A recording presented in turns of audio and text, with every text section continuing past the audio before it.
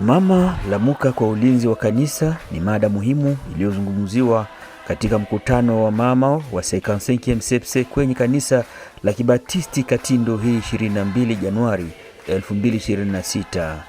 Wachungaji wa siku walikumbusha historia ya Musa ambaye aliokolewa na kulelewa na binti wa Farao baada ya mama yake kumweka kwenye kikapu kwenye mto Nile ili kumwokoa kutokana na amri za Farao zilizoamuru kuua watoto wachanga wa Ibrania. Binti mfalme alimchukua na kumuita Musa, kumaanisha aliyetolewa majini. Ili kumwokoa Yokebedi, mama ya Musa alimweka katika kikapu cha mwanzi kilichopakwa lami na kukiweka kando ya mto Nile. Binti wa Farao akishuka kwenda kuoga, aligundua mtoto analia ndani ya kikapu. Alimhurumia, akaamua kumlea na kumuita Musa. Dada yake Musa alijitolea kutafuta muuguzi Mwebrania. Binti mfalme alikubali, akamruhusu mama yake mzazi aendelee kumnyonyesha huku akilelewa mahakamani. Badala ya mafundisho ya asubuhi hii Jumanne kanisani, wamama waliombea amani, umoja na huko wakaamua kuweka mchango wao ajili ya ulinzi wa kanisa. Ingine ilikuwa ni kusema tuweze kuhimiza kina mama, kama vile ulipata mafundisho kule mama Yekabed namna gani aliweza kuchunga Musa kwa ile hali yao ya Kiebrania. Nasi tulipenda wamama wakati wako katika hii ulimwengu, wako katika hii msukusuku yenye iko katika dunia ya leo, waendelee kubakia kama huyu mama Yekabodi, mama yake na Musa ndani ya Biblia, kusudi waichunge kanisa. Nikisema kuanzia ndani ya nyumba zetu tupane neno la Mungu, kusudi watoto wetu bakomae na wanajua neno la Mungu. Basibakie ndani ya distraction na basikuwe intimide na labda mazingira yenye tuko ndani yake.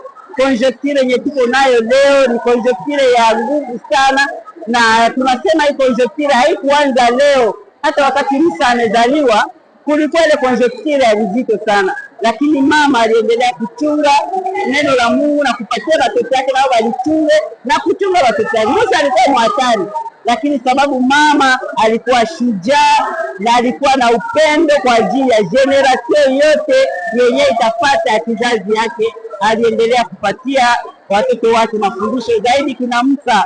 Na ni vile Musa alikuwa sawa vile liberateur ya wakati ile kwa watoto wote wa Israeli. Nikisema mafundisho tumepata leo isaidie kila mama benye balifika na benye bakufika, hata kama hangekuwa mama wa CEPSE. Tunataka kusema kwa wamama wote wa Kristo na wamama wote, tuseme kunivyo ya province, wamama wakuwe nguvu kwa ajili ya kuchungana na watoto, kwa ajili ya kuchunga kanisa, na sisi tuiokoe nchi yetu, tuokoe kanisa sawa vile mama Yekabedi, mama yake na Musa, aliweza kufanya. Hii ndio mafundisho tulikuwa nayo, na tunashukuru sana kwa hii programu ya wachungaji wetu namna wametuhimiza.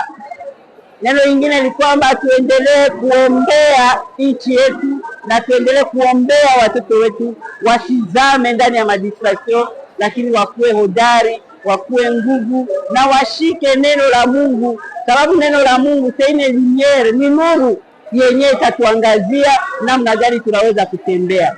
Hii ilikuwa kusudi ya kuweza kusanya wamama kwa siku ya leo, na nimeona kama na wewe unafurahi sana wakati umeona wamama namna wanafurahia Mungu wao, wanafurahia neno la Mungu, wanafurahia wachungaji yao, na tena wanafurahia nchi yao. Sababu kama nchi itaokolewa ni kupitia tena tu mwanamke.